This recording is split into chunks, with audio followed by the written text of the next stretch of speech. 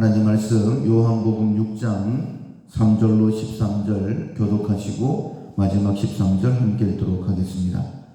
예수께서 산에 오르사 제자들과 함께 거기 앉으시니 마침 유대인의 명절인 유월절이 가까운지라 예수께서 눈을 들어 큰 무리가 자기에게 오는 것을 보시고 빌립에게 이르시되 우리가 어디서 떡을 사서 이 사람들을 먹이겠느냐 하시니 이렇게 하심은 친히 어떻게 하실지를 아시고 빌립을 시험하고자 하시니라. 빌립이 대답하되 각 사람으로 조금씩 받게 할지라도 200데나리온의 떡이 부족한지라. 제자 중 하나 곧 시몬 베드로의 형제 안드레가 예수께 여짜오되 여기 한 아이가 있어 보리떡 5개와 물고기 2마리를 가지고 있나이다. 그러나 그것이 이 많은 사람에게 얼마나 되겠사옵나이까. 예수께서 이르시되 이 사람들로 함께하라 하시니 그곳에 잔디가 많은지라 사람들이 앉으니 수가 5,000명쯤 되더라. 예수께서 떡을 가져 축사하신 후에 앉아있는 자들에게 나눠주시고 물고기도 그렇게 그들의 원대로 주시니라. 그들이 배부른 후에 예수께서 제자들에게 이르시되 남은 조각을 거두고 버리는 것이 없게 하라 하시므로 이에 거두니 보리떡 5개로 먹고 남은 조각이 12바구니에 찼더라. 아멘. 물건을 조심히 다룬다라는 제목으로 함께 은혜를 나누겠습니다. 6월 우리가 훈련하고 있는 품성은 온화함입니다. 다른 사람의 필요에 관심을 가지고 채워주는 것입니다. 우리가 다른 사람의 필요를 알려고 하면 먼저는 상대방을 더 귀하게 여기는 그런 눈을 가져야 되겠죠. 상대방을 어떻게 대하느냐에 따라서 우리의 영원한 삶이 달라진다라는 마음을 가지면 지금보다는 더욱더 상대방을 귀하게 생각하게 될 것입니다. 예수님은 지금 우리와 함께 하시지만은 눈에 보이시지는 않습니다. 우리가 예수님과의 관계가 어떠하느냐에 따라서 영원한 삶이 달라지게 되는 것이죠. 예수님을 마음에 품게 되어지면 우리는 구원을 받게 됩니다. 그리고 예수님을 어떻게 섬기느냐에 따라서 우리의 상급은 달라지게 되어지죠. 그러나 육신의 눈에 보이지 않는 예수님을 우리가 어떻게 섬길 수 있을까? 우리가 잘 아는 것처럼 우리 옆에 있는 작은 소자에게 어떻게 대느냐가 바로 예수님께 어떻게 대느냐로 나타난다라고 말씀을 하셨죠. 지극히 작은 자에게 한 것이 곧 내게 한 것이다라고 예수님께서 분명히 말씀하셨습니다.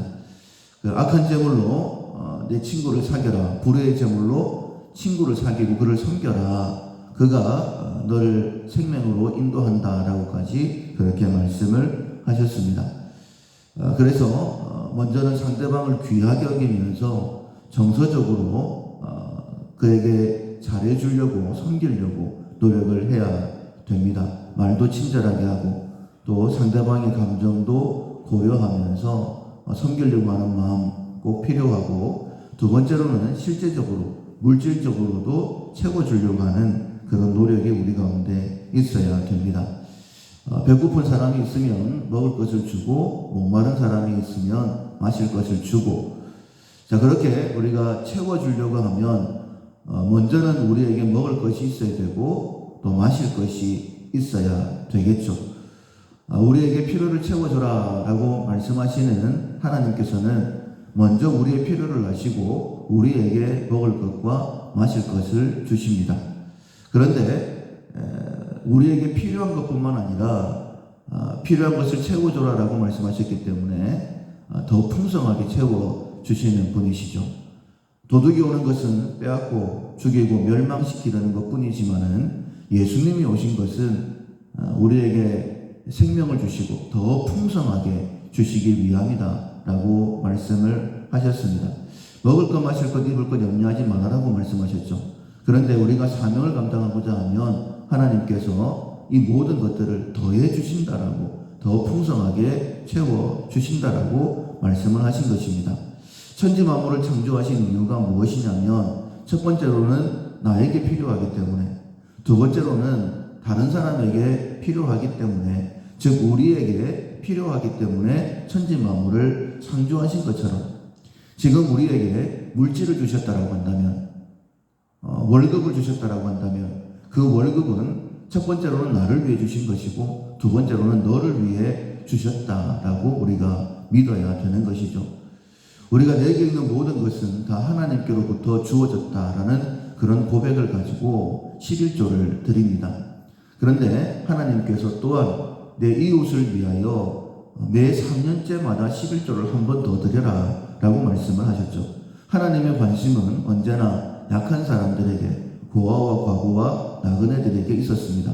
그래서 추수를 할 때에도 귀축까지 다 추수하지 마라, 남겨두어라 라고 말씀하셨고, 한번 추수를 하고 지나갔으면 되돌아오지 마라 라고 말씀을 하셨습니다.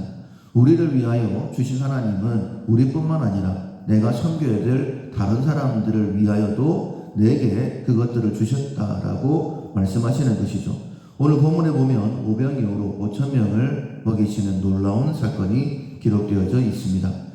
그런데 우리가 마지막 부분에서 예수님께서 먹고 남은 것 5,000명이나 풍성하게 먹었습니다. 그런데 그렇게 말씀을 하시죠. 그 나머지를 다 거두어서 버리지 못하게 해라. 그리고는 그 나머지를 거두었더니 12바구니나 되었다라고 말씀을 하십니다. 굳이 예수님께서 이 먹고 남은 것까지 챙기실 이유가 있으셨을까라는 생각이 듭니다. 그런데 예수님께서는 이것 하나까지 챙기시죠. 왜냐하면 이것을 통하여서 제자들이 12바구니에 남았던 떡을 가지고 온 것은 아닌 것 같습니다. 왜냐하면 나중에 보면 예수님께서 바리새인의 누룩을 조심해라 라고 그렇게 말씀을 하실 때에 우리가 떡을 준비하지 않아서 그러나 라고 생각을 했었다라고 그렇게 말씀은 기록하고 있죠. 그때 예수님께서 너희들이 5병이어로 또 7병이어로 그렇게 먹고 남은 것을 기억하지 못하느냐라고 책망하셨던 부분들도 나옵니다. 분명히 이것들도 백성들에게 나눠주셨으리라 생각이 되어집니다.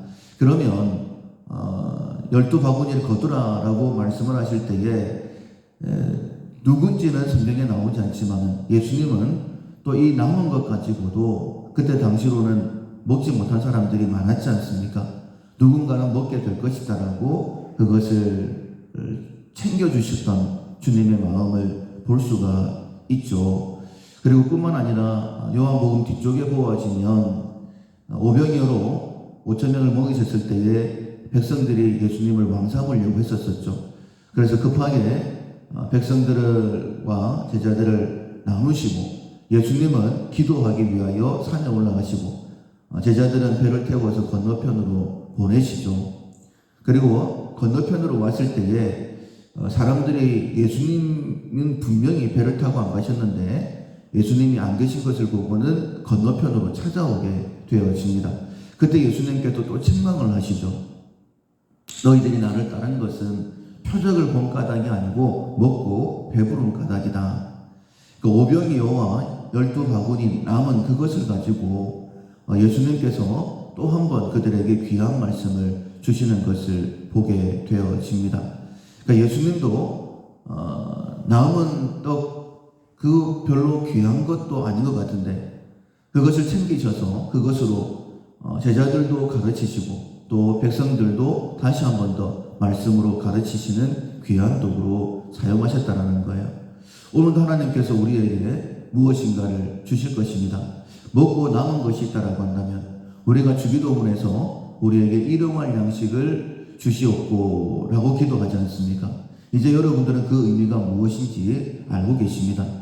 하나님께서 내게 일용할 양식을 주셨는데 그것 외에 남는 것이 있다라고 한다면 또 누군가를 섬겨야 되는데 이것은 누구의 것일까? 오병이어로 5,000명을 먹이실 때에 그 오병이어 그걸로 5,000명을 위한 오병이어였던 것처럼 그리고 12바구니 남는 것이 또 다른 사람을 위한 것이었기 때문에 예수님께서 챙기셨던 것처럼 내게 무엇인가가 있을 때에 나를 위한 것인데 또 이것은 다른 사람을 위한 것인데 내게 필요한 만큼만 주셨다라고 한다면 이 남는 것으로는 또 누구를 섬겨야 될까? 분명히 섬겨라라고 내게 주신 것이다라고 믿으시고 다른 사람을 섬길 수 있는, 다른 사람들을 좀 더 생각하고 나아가는 그런 모습으로 오늘 하루를 살아갈 수 있기를 주님의 이름으로 축원합니다. 아멘. 찬송가 425장 주님의 뜻을 이루소서. 찬송가 425장 전하시겠습니다.